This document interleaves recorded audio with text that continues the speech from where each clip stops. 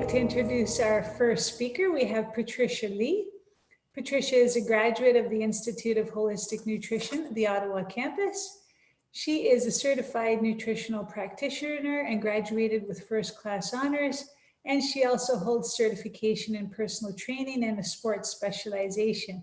She has been working in the health and fitness industry for over 8 years and is passionate about empowering her clients to achieve their optimal health through exercise, nutrition, optimal sports performance. And her path began early on in her life in high school when her father passed away from cancer. It was a life-changing moment for her, and she soon realized that there was more to optimal health than what the doctors were telling her and her family at the time, which led her on a beautiful path combining both of her passions of exercise and nutrition. She runs a very busy and successful practice in the Ottawa area. She sees clients one-on-one in small groups and in various larger presentations as well through various companies. And she deals with optimal sports related topics and has performed and presented at the Running Room and many adolescent sports teams. Patricia teaches advanced fitness and sports nutrition at the Institute of Holistic Nutrition, Ottawa campus. Let's welcome Patricia. Well, hello there. Thank you, Elizabeth and Theo. So my name is Trish. I am a faculty member here at IHN. I do teach 3 of the science-based courses. So I teach anatomy and physiology, which is like how the body works, so the basics of how the body works. I also teach body metabolism, so how we extract some of the nutrients from the food that we eat and then use it in order to generate energy production so that we can function and we can move around. And then I take those concepts that we learn in the 2 basic classes and I apply it to sports nutrition. So how to optimize fitness and performance so that you can achieve the goals that you like.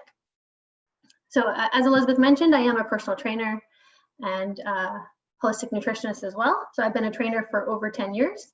I work at a studio here in Ottawa. It's called Unified Fitness. Now, the one thing I do love about teaching the most is, again, I teach the basics and then we apply concepts and we keep building upon the concepts. So I like to see the aha moment that the students get as they connect the dots and understand kind of the basics of nutrition. All right, so let's get into it.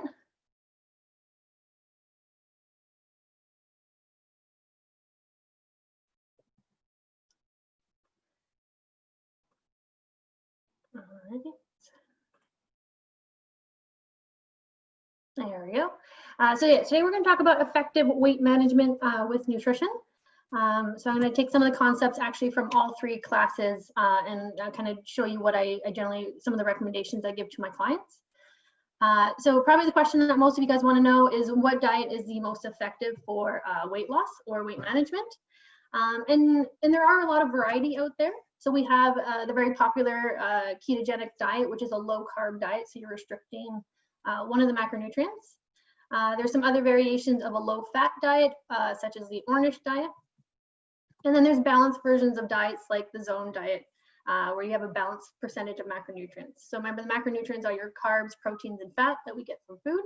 So you can play around with those percentages based on how you feel and your preference to kind of get what you're looking for. So now the question is, which diet is the most effective? Well, technically all of them. All of them are going to work. They're all going to work in the short term, unfortunately. So that short term could be 4 weeks, it could be 6 months, it could be a year. Now there are certain reasons why every diet is always going to work.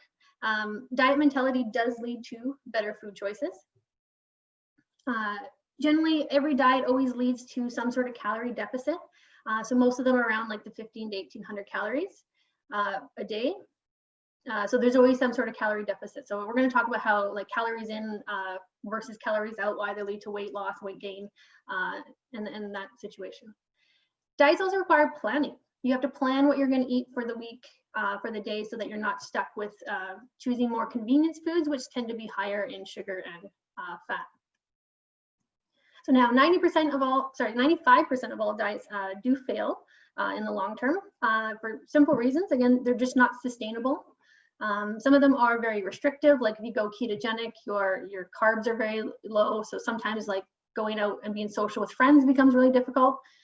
So yeah, they're not sustainable in the long term. They're too restrictive, which tends to leave you feeling unsatisfied, unenjoyable with life. And what's the point then? And for every diet that a person does, they end up regaining some of that weight. And on average, it's around 11 pounds. So why is weight management important? We do know that body fat, so body fat in the body steadily increases as we age. And that is generally because we tend to consume the same amount of calories, but we move less as we age. So we're going to talk about the calories out version today. So all the calories that we expend during daily activities, walking the dog, purposeful exercise, and how that actually goes down as we age. Obesity rates are increasing in North America and in Canada. And we know that those excess weight does lead to various health issues such as diabetes, heart disease, high blood pressure, high cholesterol. So we want to make sure that we are at an appropriate weight so that we can have adequate health for our life. Poorly achieved weight loss has the potential to reduce muscle mass. So now there's a difference between weight loss and then fat loss. Fat loss is actually burning fat cells and burning stored fat in the body, which is generally what we're looking for. When we're talking about weight loss, you have the potential to reduce some muscle mass and either increase or decrease fat mass. And muscle mass is metabolically active. So it actually takes calories for us to use our muscle. It takes calories to build muscles and recover from exercise. So we want to actually keep muscle mass in our body and make sure that we're not using that as a fuel source. So we want to make sure that we're achieving our weight loss goals in a healthy manner so that we can prevent that. Yo-yo dieting is very prevalent out there as well, because all the fad diets that come out and become popular, and then people try it. So it has been shown to increase disease risk. So again, increasing risk for stuff like heart disease, as all the fat now accumulates more around the organs, which is one of the indicators for heart disease. Studies do show, though, that if you are kind of a chronic dieter and you feel like your metabolism's all wrecked because of it, the body's a cool thing. It adapts to what we put it through, and it can always come back to where we want it to, so we can still lose weight. So the main strategies that we are going to talk about today is going to be digestion and absorption of nutrients from the food. So we'll talk about a quick overview of actually how we do digest and absorb some of those nutrients, and then some common issues that we find in digestion. That'll lead us directly into inflammation. Inflammation is one of those hidden triggers in the body that is probably one of the bigger factors in preventing any weight loss goal. I can't talk about weight loss without talking about stress management, so that's definitely going to be a prevalent topic here. And then the calories in versus calorie out. So this is your energy balance equation. So it is the predominant theme in any weight management. So generally, the less calories that you consume and the more calories that you burn will lead to weight loss. And then, of course, again, talk about weight loss without talking about hormones. So we will dive into the effects of insulin, which is an anabolic hormone in the body, and its effect on either fat burning or fat storing. So let's dive in. Again, we're going to take a quick overview of digestion. So digestion itself is actually breaking down these large particles that we get from food. So you're taking a chicken breast, for example, and you're breaking it down into its individual amino acids and fatty acids that that are included in it. So it happens in our digestive tract. It goes through a series of reactions, chemical and mechanical in the body. And again, we make these large particles into small particles. So proteins, for example, like this chicken breast, breaks down into amino acids in the body, which are very important for the actual full structure of our body. So our bones, our muscles, connective tissue, certain hormones like your thyroid hormone, thyroxine, is a protein-based hormone. So if you're not consuming enough amino acids or protein, you may not be producing enough of these hormones. Now, thyroxine is a thyroid hormone, like I mentioned, and thyroid is your main hormone or main endocrine gland that regulates metabolic rate. So very important, again, to consume enough protein. We use proteins as well for enzyme production. So the enzymes, in order to break down the food, are based out of proteins. And then we use proteins to transport things around the body as well. Carbohydrates, so again, a piece of bread, for example, breaks down into ultimately glucose. We're going to talk about the other two monosaccharides as well. But yeah, and it's our main fuel source in the body. So we get most of our fuels, our energy output from the burning of glucose. And the brain really likes it, so the brain can only use glucose as a fuel source. And in starvation states can use some ketone bodies. Fats break down into fatty acids and glycerol. And fats are also very important in the diet because, again, we have some fat-based hormones. So this would be stuff like testosterone and estrogen that are derived from steroids, and steroid is like a fat. So we want to make sure, again, that we're consuming enough fat in order to produce those hormones. The cells of our body, the membrane or the barrier that surrounds them is also derived out of fat. And again, it allows for the passage of things to go in and out of the cell. So again, very important in like energy production and production of proteins. We also need fat to get some fat-soluble vitamins and transport them into the body. So that's your A, D, E, and K. And we get essential fatty acids from the foods that we eat. So this would be omega-3 and omega-6. So essential because we can actually produce these in our body. So we do need to obtain it from the diet. And we want to get it in specific ratios so that we don't increase inflammation in the body. So now absorption. Again, once we break down those large particles into smaller particles, we absorb it into the bloodstream or into the lymphatic system, and then it goes into general circulation so that our body can do with whatever we need with it. So proteins, for example, those amino acids get absorbed into the bloodstream. The liver is going to pull some out, and they're going to use it for the production of some of these proteins that we use. And then sends the rest out into general circulation. Now, we don't generally store a lot of amino acids in the same way that we do glucose and fat, but it just contributes to what we call an amino acid pool. Carbohydrates, again, when we break them down into glucose, galactose, and fructose, they get absorbed into the body, and we can either store them as glycogen, or we can convert it and use it for energy. Fat is absorbed into the lymphatic system and then enters through the heart into general circulation. It is, again, a storage molecule, so we can store a lot of fat as triglycerides in either fat cells, subcutaneous, so under the skin, in the visceral, which is around the organs. We also store some fat in between muscle cells, so your intramuscular fat stores. So we can store it, and we can also burn it in beta oxidation and generate some energy from there too. Now utilization, again, that's how our body actually takes those building blocks, those amino acids, the glucose and the fatty acids, and we utilize them in the body for whatever the body needs. So a very important step, we want to make sure that we can actually use those nutrients so that we can generate energy. And then the digestive system is also responsible for one of the pathways of elimination. So those indigestible carbs that we consume, or fiber that we consume, passes through the large intestine.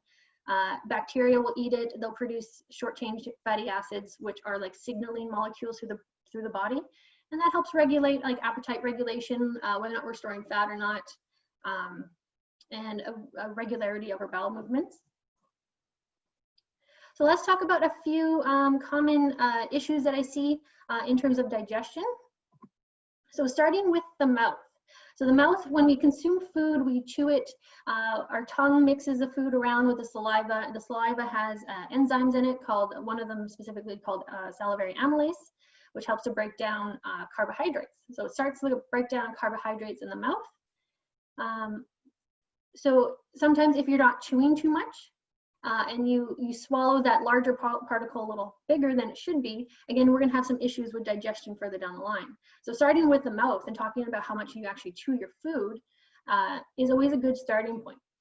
When I first learned this concept when I was a student here at IHN, I went home my next meal and I was like, oh yeah, like I totally chew my food enough. Yeah, no, 6 times. I chewed it 6 times. I pretty much swallowed that chicken breast almost whole. So again, at the time, I also had some digestive issues that I was unaware of.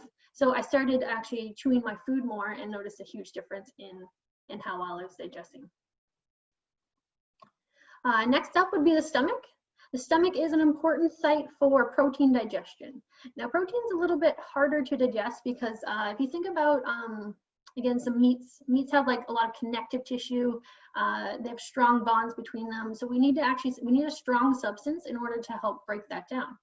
So in the stomach, we have hydrochloric acid or stomach acid, which is very acidic, and it helps to kill some microbes that are found in food. So if we eat food that potentially has some bacteria in it, the acid in our stomach actually helps to kill it so that we don't get sick or ingest it further down the line. Now, hydrochloric acid also activates certain enzymes in the stomach so that we can actually effectively break down protein. So without stomach acid, we see some issues with protein digestion, and that could lead to some gas and bloating, maybe distension of the stomach. You might not be absorbing your proteins very well. It does lead to leaky gut and some of those issues and inflammation. So breaking down proteins is actually very important. If we want to absorb minerals, we also need proteins as well. So as we absorb minerals in the small intestine, they attach themselves onto an individual amino acid, which allows them passage through the cells of the intestine. So if you don't have those individual amino acids from the food, you don't absorb the minerals very well. So then we see some deficiencies in stuff like magnesium, calcium, zinc. Those are the common ones. All right, moving on, the small intestine. Small intestine, again, this is where most of the absorption occurs. So those small building blocks of the food that we ate, your amino acids, the fatty acids, glycerol, and then the glucose. This is where they actually go from the digestive tract and then absorbed into the body through the intestinal cells and either into the bloodstream or into the lymphatic system. So here, common things that we see here is, well, the biggest one I would say would be intestinal permeability or leaky gut. So this is where there's damage to the cells of the intestines. And then the larger proteins are now passing through into the bloodstream, and then we're going to get an immune response to it. So over time, you may develop stuff like food allergies, food sensitivities that could wreak havoc on the system, and then they all lead to excessive inflammation, which again, you can't really see, but could be definitely stalling your weight loss goal. Now, the large intestine, again, full of good bacteria. So humans generally have 300 to 500 different species of bacteria in their gut alone. And these bacteria are used to, they're going to eat the indigestible fiber that we consume through the diet, so mostly from carbs and fruits and vegetables. And then they're going to produce short-chain fatty acids. So the short-chain fatty acids are important to actually fuel the intestinal cells. But it's also used as a signaling molecule and allows us to determine whether or not like we're hungry or we're not hungry, if we're storing fat, if we're burning fat. So having good bacteria in your gut is always going to be a good idea. So now common things that kind of displace some of the bacteria in the gut would be diets that are high in refined foods, high in sugar. And another great example would be like antibiotic use. So antibiotics are great. Always good for if you have a bacterial infection, but keep in mind that they kill everything. They're not just going to kill the one specific bacteria that you're having an issue with. They're going to just attack everything, which leaves you with less bacteria in your gut, and you're going to have issues with digestion. So now we've noticed that if I took a bout of antibiotics, I can see depressed good bacteria in my gut for up to 6 months, almost up to 2 years is what we've seen. And it does lead to weight gain when you have less good bacteria in your gut. If you think about it, the industrial agriculture industry has used this concept of antibiotics for decades now. So they give small doses of antibiotics to their animals, yes, in order to prevent them from getting sick, but also in order to fatten them up so that they get more meat production out of it. So yeah, so like I said, the building blocks, so what we break down these macronutrients into, so if we talk about fat, so this is an avocado, an example of a fat source, again, breaks down into fatty acids and glycerol. Now we generally keep breaking them down and building them back up again, breaking them down, building back up again, depending on where it needs to go in the body. But we store it as a triglyceride. We break it down and burn it, the fatty acids in beta oxidation. So like I said, fats are very important for the body. We want to make sure that we're not consuming too little fat in the diet. And then we want to make sure that we're getting those essential fatty acids, your omega-3 and omega-6, which we'll talk about a little bit more. Now proteins, again, break down into those individual amino acids. We need it, again, for the structure of our body, so protein is very important.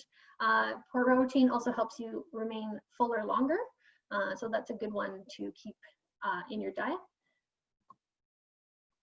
Now carbs. Carbs are a bit interesting. So like I said, we have 3 monosaccharides. So carbs breaks down into glucose, galactose, and fructose. Galactose is your milk sugar. And ultimately, once we absorb it, it heads to the liver. We convert it right into glucose. Fructose is your fruit sugar. And again, off to the liver will convert it into glucose or store it as fat. We're going to talk about fructose in a moment here. But ultimately, carbs break down into glucose. And glucose is like the important molecule that we want to talk about because that is what we use in order to generate energy. So remember, we can store glucose as glycogen. Storage sites would include your liver and your skeletal muscle. So we use that during periods of high intensity exercise, for example, and if we're starting to get low blood sugar. So we'll use some of that glucose, put it back into the bloodstream so that we can maintain blood sugar levels. So let's just have a quick note about fructose in the liver. So fructose is, again, an interesting molecule, chemically, structurally, similar to glucose in itself. But we know that the liver is the only organ in the body that can actually metabolize fructose. So again, once we absorb it, it goes into the bloodstream, straight to the liver. And in the liver, we convert it into glucose. Except if our glycogen stores are full, any of that fructose that we consume is going to get converted into fat or triglycerides, and then we're going to get stored in the liver. So if you have too much stored fat in the liver, we end up with something called non-alcoholic fatty liver disease. Now, it's similar to actually alcohol metabolism. Certain tissues in the body can metabolize around 20% of the alcohol that we consume, but the liver is responsible for metabolizing the remaining 80%. And again, it can also have, it has similar pathway where it leads to fat accumulation in the liver. So if we have fat accumulation in the liver, our liver doesn't function as well. The liver is very important for detoxification and fat accumulation and burning in the body. So we want to make sure that it's running optimally. So we have seen that non-alcoholic fatty liver disease has been associated with insulin resistance. So our body's cells' inability to signal insulin and get glucose into the cell, which leads to diabetes and metabolic syndrome. We also see dyslipidemia, which again, your fats in your bloodstream are a little bit off. Again, fat accumulation around the organs, and this is the one that increases the risk of heart disease, and then high blood pressure.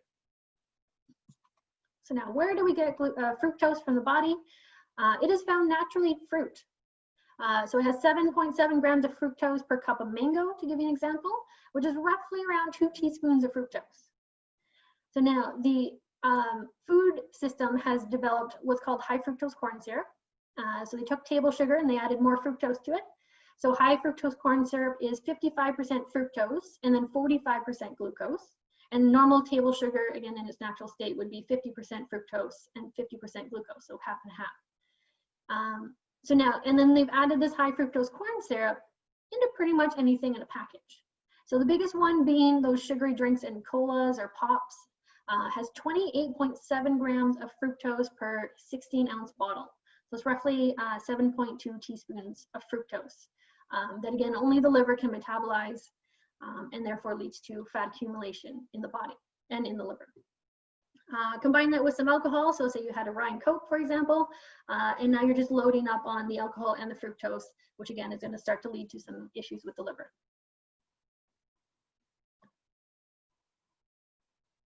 All right, so what can we do about it? Strategy number 1, box breathing. I find breathing is probably the best way to manage stress in the body. So if we are in a fight or flight response, maybe we had a stressful day, we want to make sure that we can shift our body over into rest and digest, which is our parasympathetic activation, so that we can actually bring blood flow back into the stomach so that we can digest and absorb the food that we eat. So taking 90 seconds to do what's called box breathing and doing about 5 breaths will help shift you from a stress state into a more relaxed state, which will help you digest your food a little bit better. So box breathing is inhaling in through the nose for 4 seconds, holding your breath for 4 seconds, completely exhaling your body, the air from your body for 4 seconds, and then holding again for another 4 seconds. So it takes roughly, 16 seconds to do 1 breath. So 90 seconds to take about 5. It's very effective, again, to help with digestion, anytime you're stressed out, having trouble sleeping, post-exercise, all great. So talking about, again, chewing. So chewing each mouthful 20 to 30 times. So like I mentioned, I discovered I chewed about, on average, 6 times per mouthful. And I was having some digestive issues. So the more I started to chew more and slow down my eating, I saw dramatic increases in how well I digested my food. A common thing that you'll notice is that if you're not not chewing your food very well, you'll start to see some undigested food actually coming out in your stool. So that's always a good sign that you need to take a little more time with eating and chew a little bit more. Chewing more also helps with, say, carb cravings. So if you're feeling that you want some sugary source, the more you chew, the sweeter the food actually becomes in your mouth. So chew that raisin just a little bit longer. So apple cider vinegar has been shown to help with blood sugar management, again, appetite regulation, helps burn fat. I mentioned it here because it is sometimes mentioned to increase stomach acid production to help you break down proteins. So overall, a pretty good recommendation to do. You just have 1 to 2 tablespoons of apple cider vinegar diluted down with some water. Either drink it before your meal or drink it with your meal. Fiber, so the large intestine needs good fiber. So we do want to make sure that we're consuming enough. So the goal for women would be around 25 grams of fiber, and then the goal for men would be 38 grams. Now it's more for men just because they're larger and they tend to eat more. On average, when I do food journal assessments with my clients, I generally see on average around 12 to 14 grams per person per day. So working on them to get more fiber in their diet is always beneficial, especially for weight loss. As we lose weight and burn fat cells, we also store toxins in our fat, so we also want to effectively get rid of it from the body, which we do so through feces. So we get fiber from your whole foods, fruits and vegetables, nuts and seeds, like chia, for example. 1 tablespoon, I believe, has 6 grams of fiber, so that'll, again, easily bump you up. And you can just throw some of that on your salad, for example. And then we also need some good bacteria. So fermented foods are great to incorporate into your diet. So the process of fermentation kind of increases the bacteria in the food, but again, it's mostly good bacteria. So I recommend my clients have around 1 forkful of fermented foods a day. So this could be like your fermented sauerkraut, kimchi, kombucha, which is sweet tea, kefir, and there's water kefir, dairy kefir, a few variations there. And then yogurt, again, also has great bacteria in it.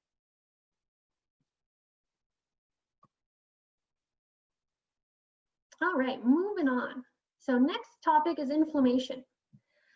Inflammation is the underlying factor in all major degenerative diseases. So heart disease, cancer, diabetes, high blood pressure.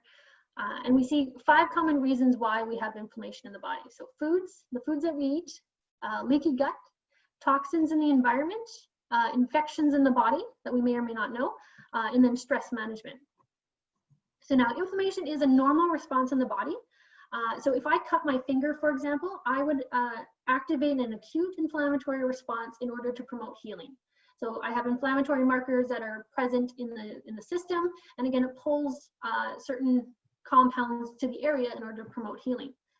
So we'll see chronic inflammation when we have damaged cells. So anytime we have a damaged cells, we have inflammatory markers that are being put out into the system to kind of promote healing.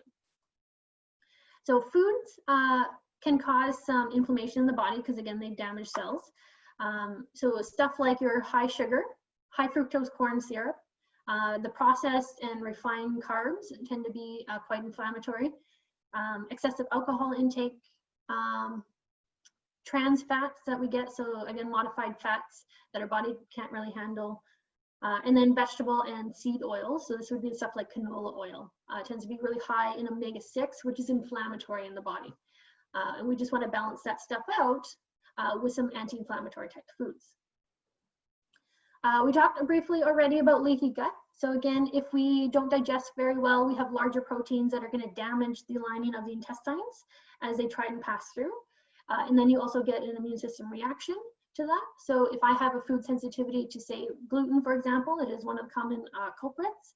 I could have symptoms ranging from mood issues to brain fog to skin issues to digestive upset to hormone imbalances.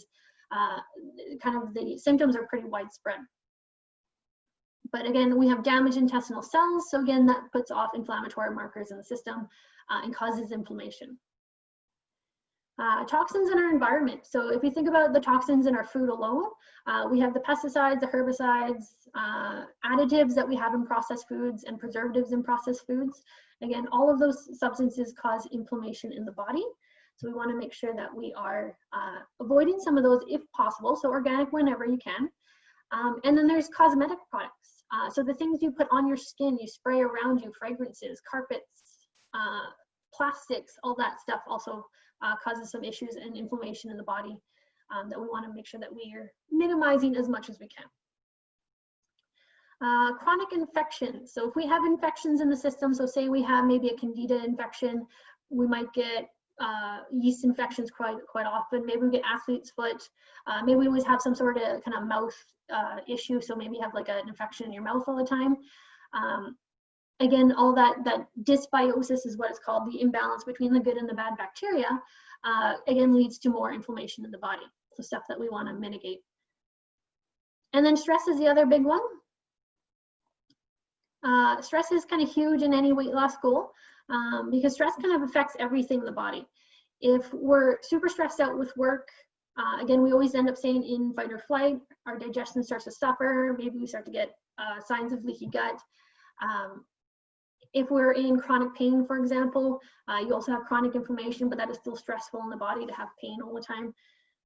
So all this stuff we want to mitigate.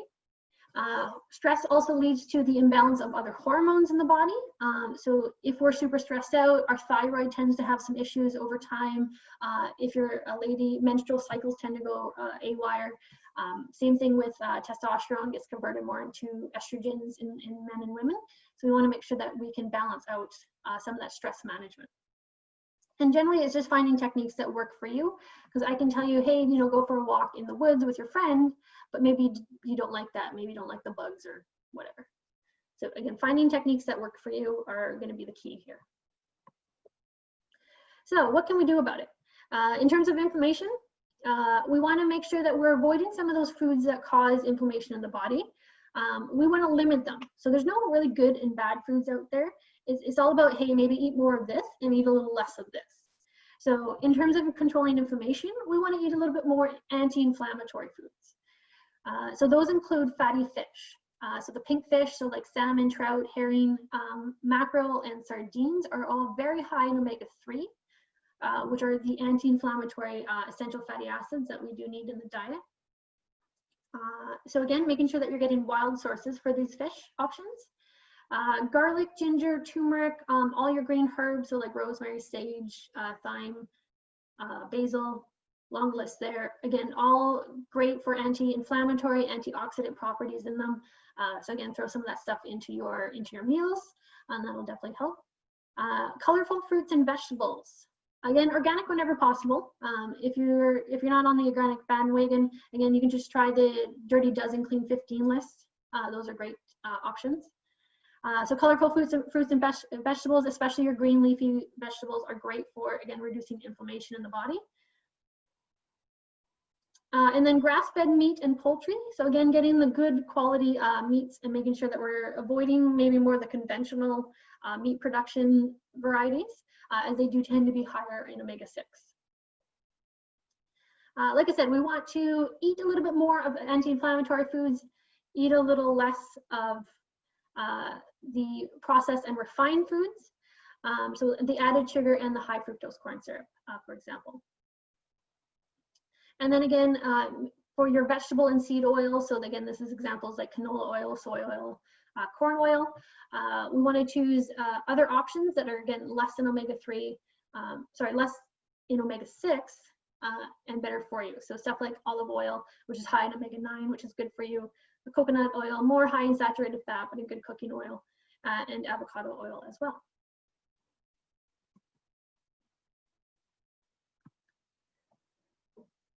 All right, so stress management. Like I said, I can't talk about weight loss without talking about stress management. It's very important to be able to manage the stress in your body and mitigate whatever you can. So when we are talking about stress, we have internal sources of stress, and we also have external sources of stress. So the internal sources of stress could be issues with blood sugar, maybe you have some digestive issues, maybe you have this inflammation markers in your body, stuff like issues with immune system. So those are all internal stressors of the body. We may or may not know that they exist, but they could be prevalent in the body and causing the stress response to happen. Other internal stressors would be repressed emotions. So if you're not dealing very well with emotions, or maybe you're holding them in, it's good to kind of let some of that out and talk to maybe a trained therapist if you need something like that. External sources of stressors would be stuff like, financial stress, maybe your work stress, your relationships, that kind of stuff. So that type of stuff we can find ways to definitely manage. Sometimes you can't really get rid of it all, but you can find ways to manage, that's for sure.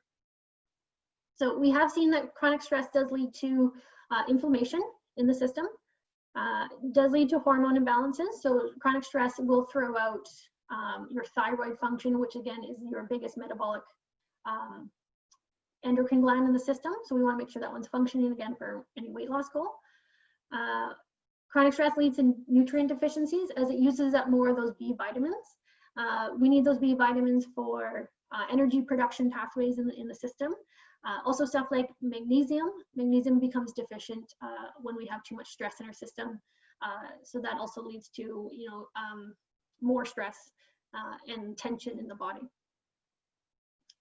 Chronic stress also leads to a low energy state, or another word for like fatigue or chronic fatigue. So we want to make sure that you're, again, you feel energized to do the things that you want to do in a day and that you don't feel drained and preventing you from doing the things that you love doing. We also see lots of mood changes, so anxiety, depression with chronic stress as well. And again, that can all affect how we manage our weight. So if we're stressed out, maybe we might be more prone to emotional eating. So generally, you want to find ways to relieve stress that work for you. Make it specific. So you want to make sure that it's something that you can resonate with and that you find enjoyable. So definitely, I would say for everybody, everyone should be getting sleep. If you're not a good sleeper, you're setting yourself up for a lot of issues. So as soon as you have a poor night's sleep, you have a hormone cascade starting as soon as you wake up the next day that is already going to be off. So you might actually be more prone for carb cravings and then more food intake on those days that you feel more tired. So the people that sleep 8 hours a night, they tend to have better regulation of hormones and therefore less cravings and better appetite regulation. Other ways you can do is connecting with friends and family. So sometimes just talking to somebody, even talking about your problems or not talking about it, but talking about other things can help manage stress as well. Exercise in itself is a stress reliever. But moderate to intense exercise will also be a metabolic stressor on the body. So again, watch out for that. But light activity like a walk in the forest tends to be relaxing for some people. Breathing techniques I find are probably one of the best, cheapest, most effective way for stress management. You just got to incorporate it into your day. And it would be something like that box breathing that we've already talked about. And then meditation is also great for reducing stress, emotional regulation, balancing out certain things in the body, and again, your reactions to things. So that is always a great option. You can do journaling, maybe positive affirmations, gratitude, all that stuff has positive impact on mindset and how we think about our environment and the world around us. And then sometimes it's just essential oils. Maybe you like a little bit of lavender in your essential oil diffuser as you fall asleep at night to help you sleep better. So yeah, bottom line, again, find something that works well for you, and then just try and incorporate that into your life, and it should help with managing stress.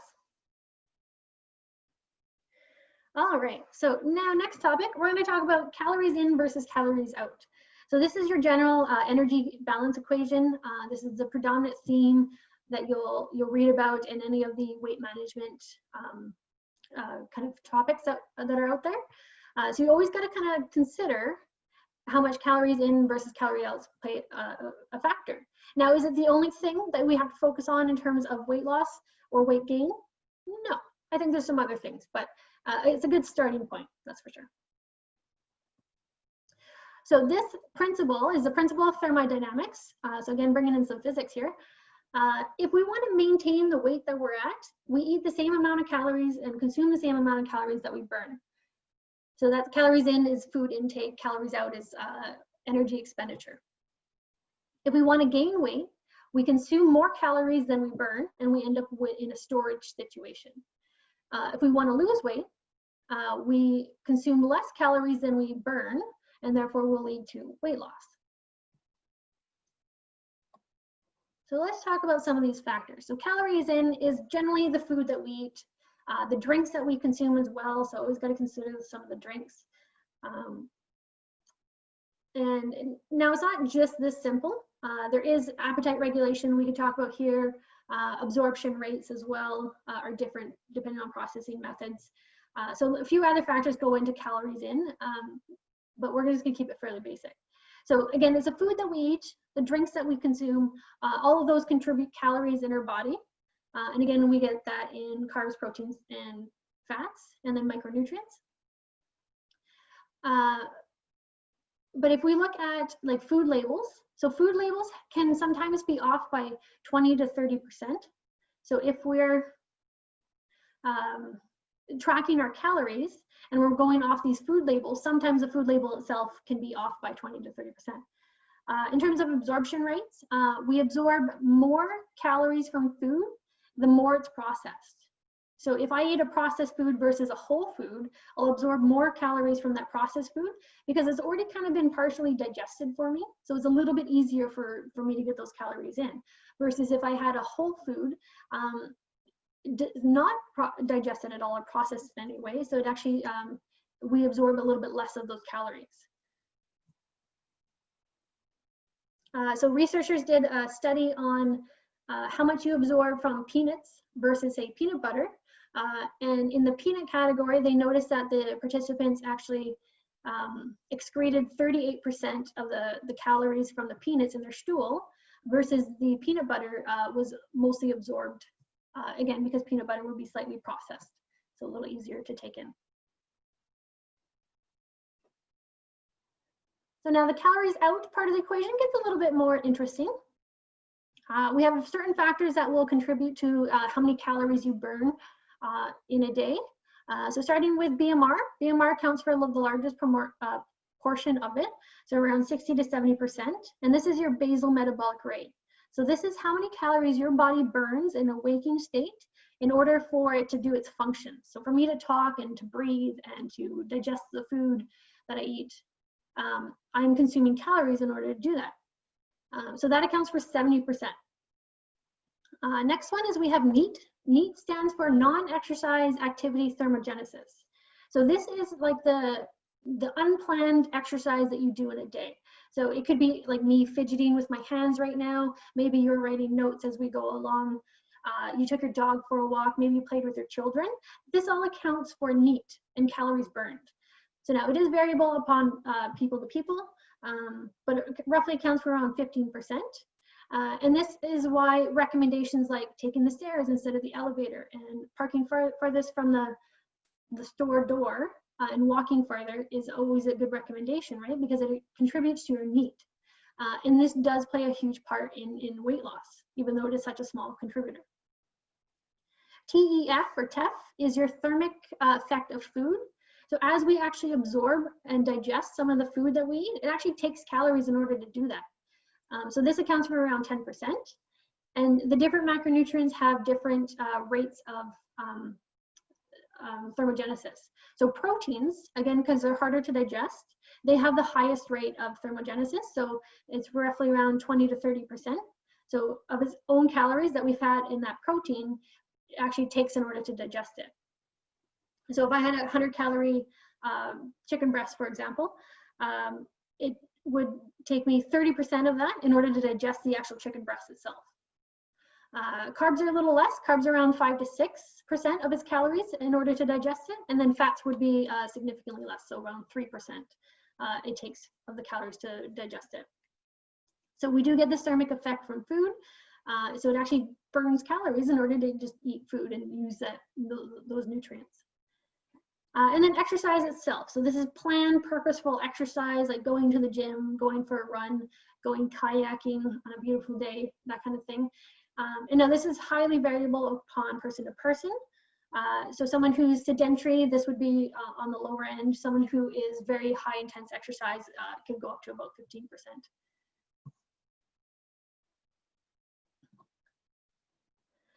So like I said, this is not the only thing that we have to consider when we're talking about weight management. So consider you went on a calorie deficit. So you dropped your calorie intake, maybe you increased your calorie outtake as well. And then you lost a little bit weight, and then all of a sudden you hit a plateau. You're stagnant, you're no longer losing weight. You think your metabolism slowed down, like what happened in the system? Now, the body is an interesting thing. It adapts to the things that we place upon it. So all the stressors that we put on it, it adapts over time. The body's main goal is in order to maintain homeostasis. We want to keep our body within certain ranges. So therefore, if you decrease your calories and you go into a calorie deficit, we'll see the other side of the equation also decrease. So for example, if I hit that plateau, I had a calorie deficit, we will start to see decreases in the BMR. So your basal metabolic rate decreases as your body loses weight. We see decreases in the thermic effect of food for the simple fact that you're actually consuming a little less food. You burn less calories with exercise for the simple fact, again, that you weigh a little bit less. As we actually increase our exercise, we consume a little less, our NEAT tends to go down. So studies have shown that when you do increase exercise, you tend to move around outside of exercise, you move around less. So then your NEAT drops down. As we, again, lose weight, our absorption goes up. We tend to increase more calories because we want to pull in more into the system. Our hunger signals could increase as well, which could lead to carb cravings, especially if your calorie deficit is a little bit more extreme. And then we also get cortisol release, and cortisol is that long-term stress hormone in the body. So we'll see increases in cortisol in the system due to the kind of the stress of dieting itself. So cortisol also leads to fat accumulation around the belly. So if you get too much cortisol, it's catabolic to muscle, leads to more fat accumulation, not necessarily where we want to go. So what can we do in order to outsmart our metabolism? If we do more smaller decreases in caloric intake versus like dramatic increases, so say like a 20 to 25% decrease in calories would be fairly dramatic. If we do a smaller decrease in caloric intake, so around the 5 to 15% mark, or 125 to 250 calories, we'll gradually see a more sustainable kind of weight loss as we go. If we feel that we have plateaued at some point, again, we have options to adjust our either calories in or calories out. So we can either increase our purposeful exercise. So maybe we, instead of doing 2 times a week of exercise, we jump it up to 3 to 4 times per week.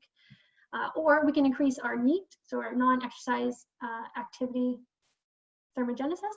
So again, we might start taking the stairs more. Maybe we're parking further away from the store.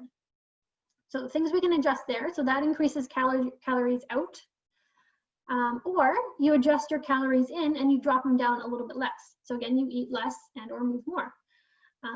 Generally, when you're dropping calories, again, try not to drop them from the protein category. We want to lower the carb or fat option here.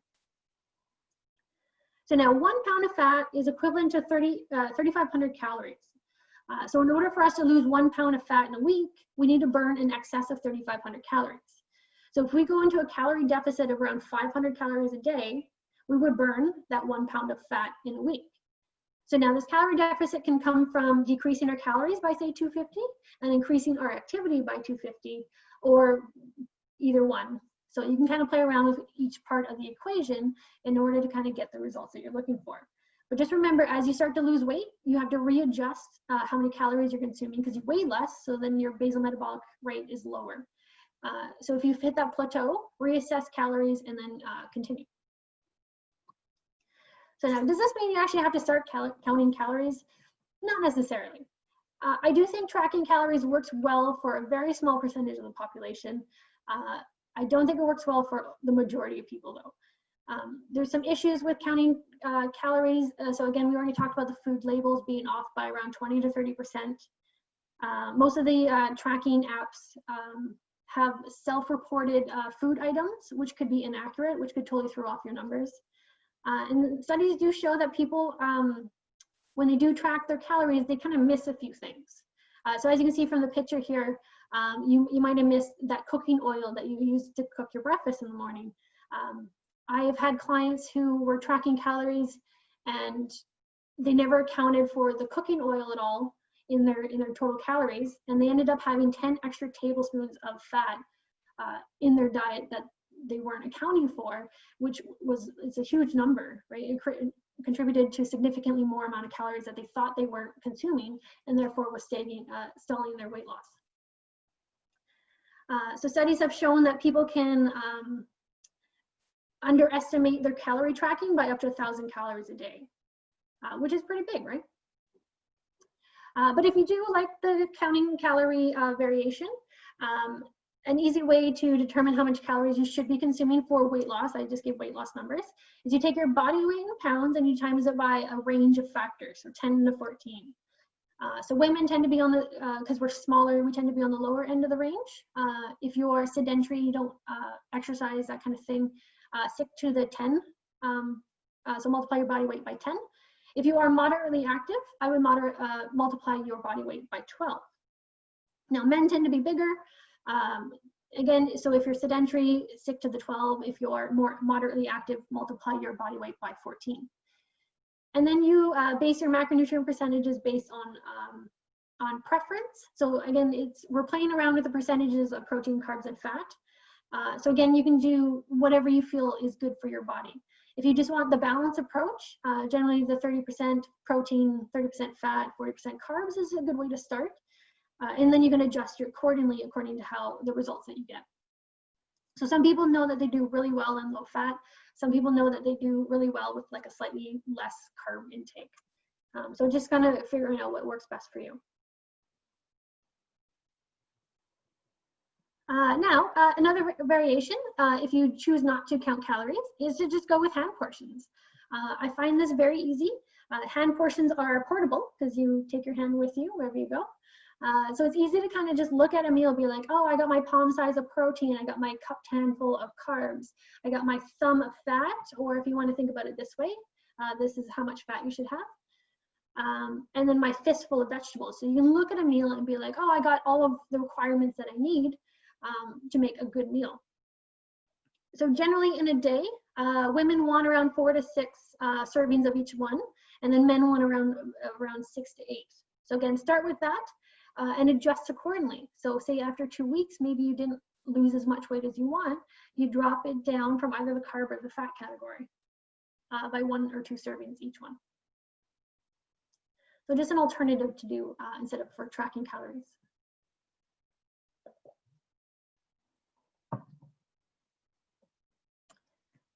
All right, so coming into hormones. We do want to talk about hormones because hormones do play a factor in any weight management goal. Insulin being kind of the biggest one. So insulin is an anabolic hormone. Anabolic means that it builds up substances from smaller substances into larger substances. So for example, if we store fat in the body, we take these fatty acids and glycerol and we store it as triglycerides in fat cells. So that would be an anabolic reaction. So that promotes fat storing. And then we have fat burning hormones or your catabolic hormones. So this is going to be glucagon, which works in opposition to insulin. And then your stress hormones, epinephrine and or adrenaline and cortisol. So we'll talk about those briefly. So let's talk about the balance between insulin and glucagon. So insulin is released in the body when we have nutrients flooding into the system. So if I ate a meal, maybe it was a balanced meal, it had some carbs in it, I increase my blood glucose levels, right? So as the glucose is absorbed into the bloodstream, my levels go up. It's going to signal the pancreas to release insulin. Insulin is going to signal the cell to intake glucose into the cell, so we can either store it, we can burn it, or we can convert it into fat. So now, 4 hours later, my meal's digested from my system. I'm now more into a fasted state, so I'm starting to get lower blood sugar because I've used up some of that glucose into the cell and for energy production. So now I'm going to release glucagon from the pancreas, and it's going to signal the liver to release that stored glucose that I had saved up there for later use. So that is called glycogen. We break that down into glucose, we release it back into the bloodstream, so again, we balance out our blood glucose levels. Now, glucagon, epinephrine, cortisol, they also act upon like skeletal muscle in order to release stored glucose there as well. We can break down certain amino acids and convert them into glucose quite easily. So again, that is tearing down metabolically active muscle tissue for fuel source, which we generally don't want to do, but it does occur in certain states. So if I was doing long duration exercise, for example, so say I was running a marathon, at some point in there, I might be burning around 10% of protein as I deplete all my glycogen stores in my body, and I'm waiting for fat breakdown to kick in. So that's the effect of that. And then, yeah, cortisol in itself, again, that long-term stress hormone is catabolic to muscle tissue. So again, it does convert those amino acids into glucose. Now, we can also break down triglycerides or fat stores in the body and convert those also into glucose or energy production anyway, which again is where we want to be. We want to be in this fat burning state where we are taking our own stored fat stores and using that as an energy source.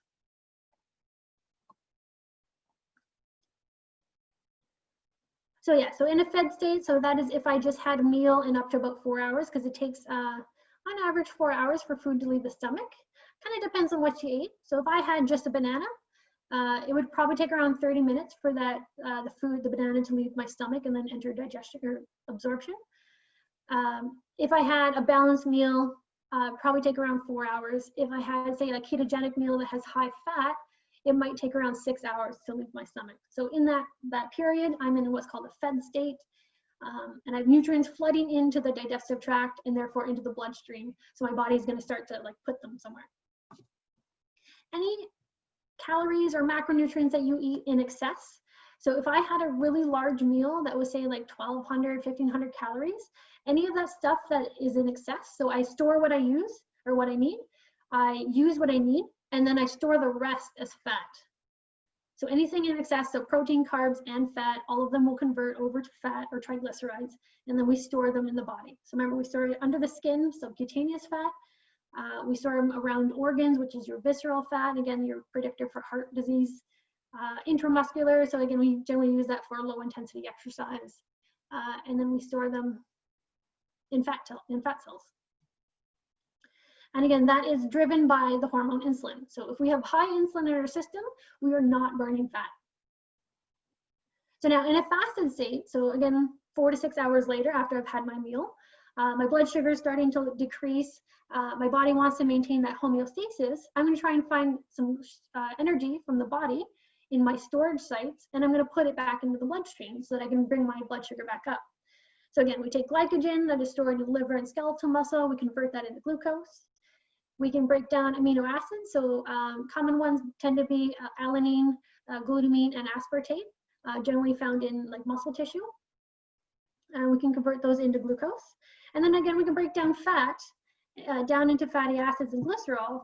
Glycerol kind of acts similar to a carb, so we can convert that into glucose quite easily through a process called gluconeogenesis.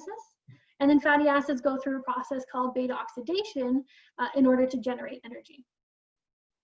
Now, the fasted state is driven by the hormone glucagon, epinephrine, and cortisol. So this is how we get glucose into the cell. So every body in our cell has insulin receptors on it because every cell is affected by insulin. So what happens, we have that increasing levels of glucose in the bloodstream, which triggers that insulin release from the pancreas. Insulin is going to attach to its receptor site onto the cell, and it's going to start a cascade of events that are going to allow a protein to open up a channel that's going to allow glucose to enter the cell. Once glucose enters the cell, we throw a phosphate molecule right onto it, so it becomes glucose 6-phosphate.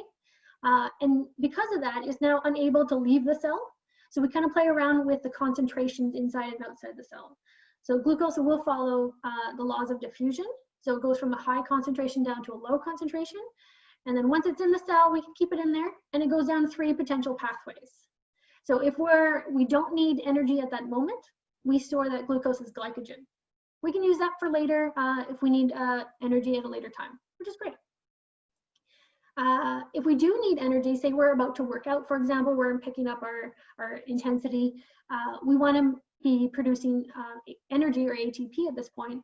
So it goes down certain energy producing pathways called glycolysis, Krebs cycle, and electron transport chain. So that's what we talk about in body metabolism. And we generate energy from those. Or if we're again in a low energy state, our glycogen stores are now full, we have still all this extra glucose in the cell, we have to do something with it.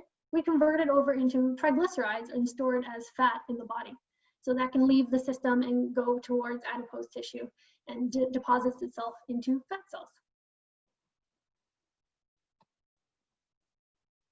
So let's look at, this is probably one of my favorite pictures. This is out of the sports nutrition textbook that we use.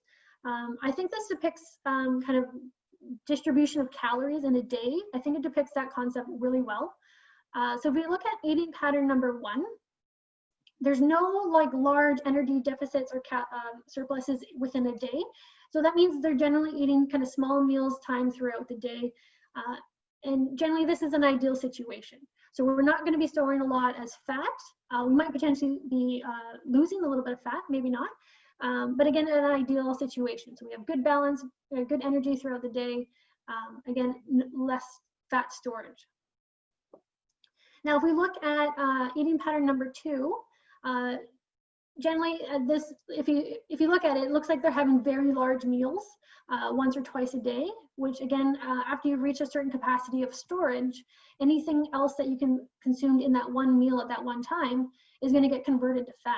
So if I have 2 1,200 calorie meals a day in order to eat 2,400 calories in a day, I might be storing some of those 1,200 calories as fat because my body can only store so much as glycogen or in our amino acid pool, so I'll convert the rest.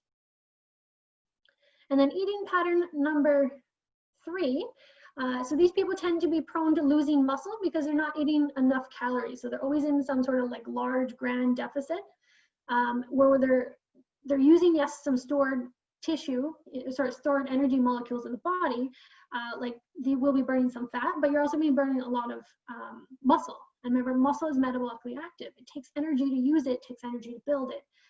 So we want to make sure that you're not in a muscle loss kind of situation. So this would be someone who doesn't eat, maybe they have like a small thing, a banana for breakfast, they skip lunch, and then they might have a massive 1,500 calorie dinner because they're so hungry by the end of the day. And again, you'll lead to some fat accumulation with that large meal towards the end of the day. So the goal is to be more balanced, eat, so evenly distribute your calories kind of throughout the day. So how can we promote fat burning by reducing insulin? So one of the best recommendations that I like to give is to always have a kind of a complete meal. So a complete meal includes a protein source, a carb source, and a small amount of fat. So if I were to eat a carb alone on its own, Again, I have a huge blood sugar surge, and then I have a huge insulin response, and then I'm going to have a lot of fat storage. If it was quite dramatic, I also might have the resultant crash that comes with that as well, where I feel fatigued and maybe I get more carb cravings because I need some sort of stimulant to get me going again. And then you also tend to go for the coffee as well. So we want to make sure that you're having balanced meals so that, again, we have a slower increase of blood glucose in the system, and therefore our body can handle it a little bit better. We do want to distribute our calories evenly throughout the day, so avoid having like very large meals at one point during the day. So making sure that we are distributing the calories evenly. So if I have, say, like a 1800 calorie diet, I eat 3 meals a day, I want to distribute those calories evenly among those 3 meals. So I would have a 600 calorie meal instead of having maybe a 400, 600, and then a 1800, 800 calorie meal. We do want to avoid eating 3 hours prior to bed, especially carbs, again, because that just leads to an increase in insulin and therefore fat storing. And then the same concept is to allow yourself to fast for 12 hours a night. So fasting will, again, puts you into that catabolic state. So we're breaking down storage sites in the body. If we're in a low energy state like we would be overnight, we're breaking down some fat cells in order to use for general functions of the body. So rest and recovery of certain systems in the body. So if I generally sleep, say 11 to 7, I wake up in the morning, I maybe eat my breakfast around 8.